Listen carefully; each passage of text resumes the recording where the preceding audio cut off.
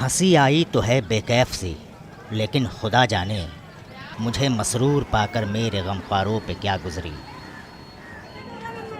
बदायूं, सदियों से सुल्तानों, राजाओं और नवाबों के साथ रहने वाला बदायूं, अपने आप में इतिहास की बेशुमार कहानियां समेटे बदायूं।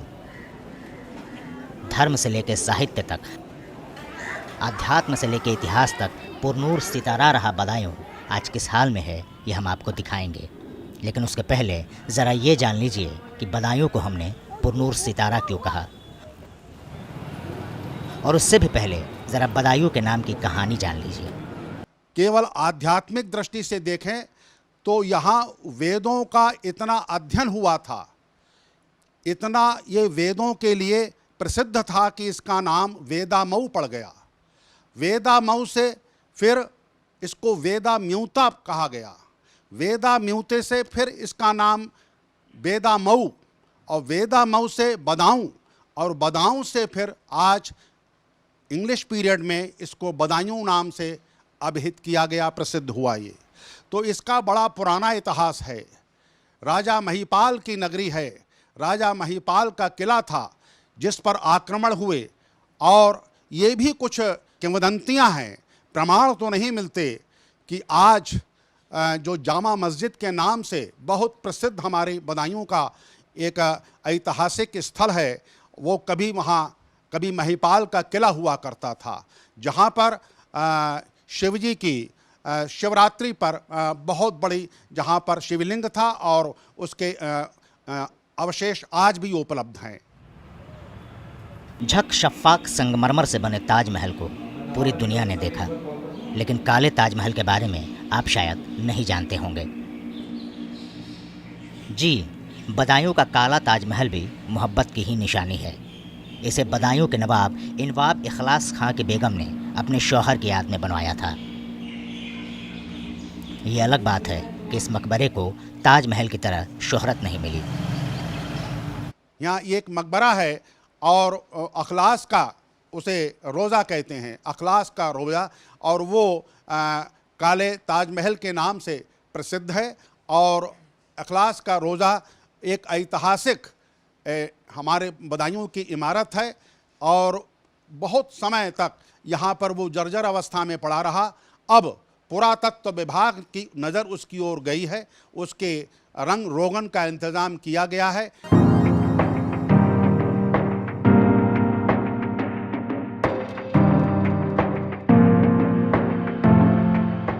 बात जब ताजमहल की हो रही है तो ज़रा ताजमहल का बदायूं कनेक्शन भी जान लीजिए। शेखुपुर में नवाब हुआ करते थे और नवाबों की रियासत थी, और मुमताज़ महल की सगी बहन का यहाँ पर निवास था। बादशाह शाहजहाँ भी यहाँ पर आए थे, और यहाँ का जो दरबार था, यहाँ का जो और द्वार था, उससे बहुत वो मुतासिर हुए थे, और इतने प्रभावित हुए यहाँ से जाकर, उन्होंने अपने किले की भी उस द्वार को उसी रूप में बनवाया था। आज शेखुपुर का वो किला जर्जर होकर, एक एक ईंट होकर बिखरता है, हमारे हृदय पर प्रहार होते हैं। बदायूं में ही है बड़े सरकार छोटे सरकार की दरगाह।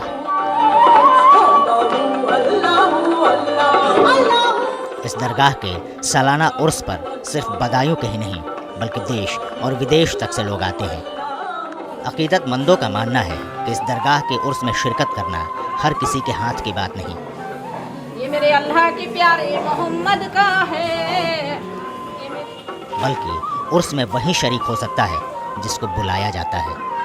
लोगों का यह भी मानना है कि हज़रत बड़े सरकार साहब और हज़रत छोटे सरकार साहब के आस्तों की हाज़िरी कभी खाली नहीं जाती। बड़े सरकार और छोटे सरकार ने आकर आध्यात्मिक उपासना में जो प्रसिद्ध थे, जिनकी आध्यात्मिक शक्तियाँ विलक्षण थीं, उन्होंने आकर यहाँ पर साधना की, और आज बड़े सरकार और छोटे सरकार के नाम से ये बदायूं की पहचान बनी हुई है। न केवल भारत के कोने कोने से बल्कि विदेशों से यहाँ पर ऐसे तमाम आस्थावान लोग आते हैं, बड़े सरकार में सजदा करते हैं। बदायूं में ही है सूर्य कुंड। जहां महिलाओं ने सामूहिक समाधि ली थी। बदायूं में एक सूर्य कुंड स्थान है। बदायूं में वह सूर्य कुंड हमारे सतीत्व के लिए मर मिटने वाली ऐसी उन महिलाओं का वो केंद्र स्थली है। ऐसा सूर्य कुंड था कि जहाँ पर जब उनके पति शहीद हो गए तो तमाम महिलाओं ने वहाँ जाकर और समाधि ले ली। आज भी वो सूर्य कुंड है। सूर्य कुंड के समीप आज भी उन महिलाओं की समाधियां बनी हुई हैं जिन्होंने अपने पति के संग समाधि ली थी। शकील ने अपने नाम के साथ बदायूंनी जोड़कर इसे ख्याति तो दिलवाई, लेकिन बदायूं इस शोहरत को, इस धरोहर को सहेज कर रखने में नाकाम रहा। बदायूं का काला ताजमहल आज जर्जर पड़ा है।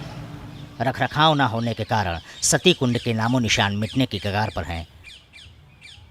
बदायूं आज भी टूटी फूटी सड़कों, अंधेरे में गुम बस्तियों और जीवन की मूलभूत ज़रूरतों के लिए जद्दोजहद कर रहा है।